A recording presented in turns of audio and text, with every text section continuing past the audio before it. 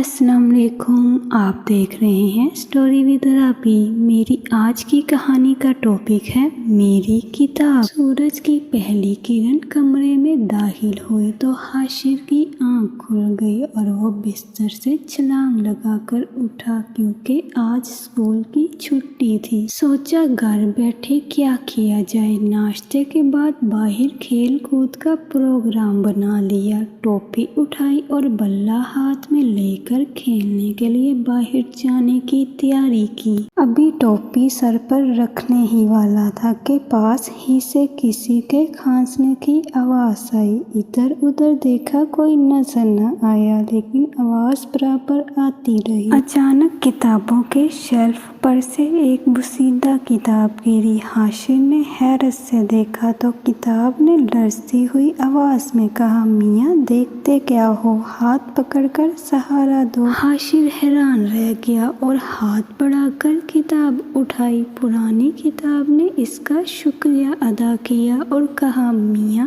میری زندگی کے چند روز باقی ہیں، اس کے بعد مجھے ردی میں بیچ دیا جائے گا اور نہ جانے میرا وہاں کیا حال ہوگا۔ میں نے بہت سے لوگوں کو علم کی روشنی سے منور کیا ہے، لیکن افسوس کہ آج میری بوسیدہ حالت کو کوئی سہارا دینے والا نہیں۔ دیکھا جائے تو مجھ میں کیا نہیں ہے، انسائکلوپیڈیا نام ہے میرا، لیکن پرانی ہونے کی وجہ سے میری کوئی قدر نہیں ہے۔ میاں اب تو کمپیوٹر اور ٹی وی نے بچوں کا دھیان بالکل ہم پر سے ہٹا دیا ہے۔ یہ کہہ کر کتاب زاروں کی طرح رونے لگی۔ حاشر کو بہت افسوس ہوا۔ اس نے سوچا کہ اگر ہم اپنی پرانی کتابوں کو درست حالت میں رکھیں تو ہمارے بعد اور بھی لوگ انہیں ضرورت کے وقت پڑھ سکتے ہیں۔ حاشر نے فوراً کتاب اٹھائی اور جلد ساز کے پاس پہنچا۔ جلد ساز کے پاس اور بھی بوسیدہ کتابیں اپنی باری کا انتظار کر رہی تھی۔ جلد ساز نے حاشر کو 2 دن کے بعد آنے کو کہا۔ 2 دن گزر گئے۔ حاشر جلد ساز کے پاس گیا اور دیکھا کہ دکان پر